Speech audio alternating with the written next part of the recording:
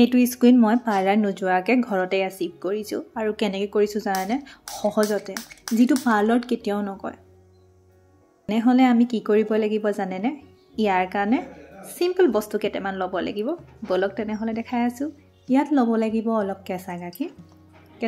2-3 চামুচ মান হ'লে হৈ যাব আৰু ইয়াতে মুখখন সাফা কৰিম আৰু কেঁচা গাখীৰে মুখখন ডিপ ক্লিনজ কৰে যেটো আমাৰ ওপেন পোৰ্সবোৰ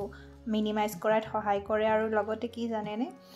যিমান লেতেৰা ভিতৰলৈকে সোমাই থাকে স্কিনত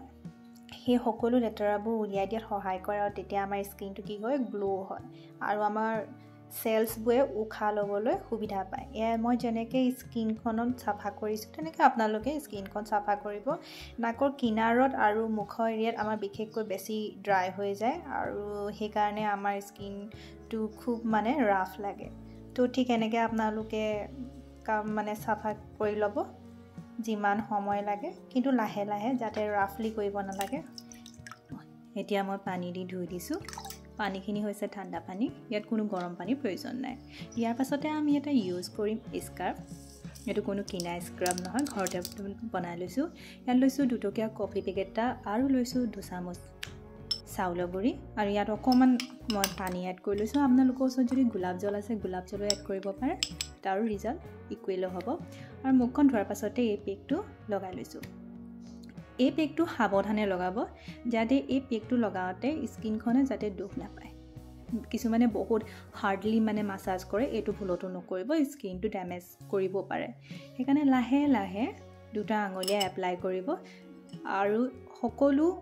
এৰিয়াতে ইউজ কৰিব কোনো এডোখৰ জায়গা যাতে বাকি নাথাকে মছলি আমাৰ নাকৰ এৰিয়া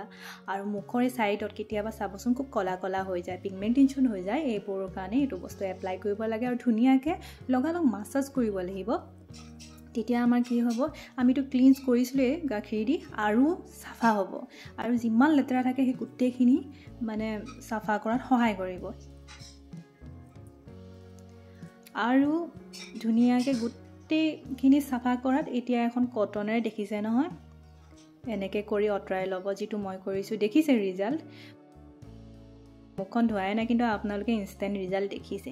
মই ঠিক যেনেকে কৰিছো ঠিক আপোনালোকে তেনেকে কটনে এনেকে অটৰাই ল'ব তাৰ পাছতে কি কৰিব পানী দি ধুই দিব কিন্তু যিমান টাইম লাগে ভালকে কৰি ল'ব কিন্তু কষ্ট নিদিব স্কিনটোত ঠিক আছে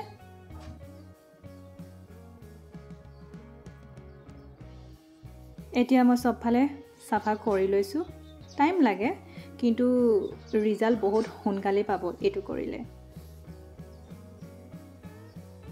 ইয়া দেখিছে ন কিমান এটা ধুনিয়া স্কিনত মানে গ্লো আহিছে এৰ ধুই লৈছো শুকাই লোৱাৰ পাছতে ইয়াছো ইনস্ট্যান্ট গ্লো আহিলে আৰু ইয়াৰ পাছত আমি লগাম টোনাৰ আপোনালোকৰ ওচৰত যদি গোলাপ জল আছে আপোনালোকে গোলাপ জল এপ্লাই কৰিব পাৰে আৰু ধুনিয়াকে শুকাই ল'ব আৰু এটো মোৰ ফাইনেল লুক কেনেকুৱা লাগিছে আপোনালোকে জনাব ইউ মাষ্ট ট্ৰাই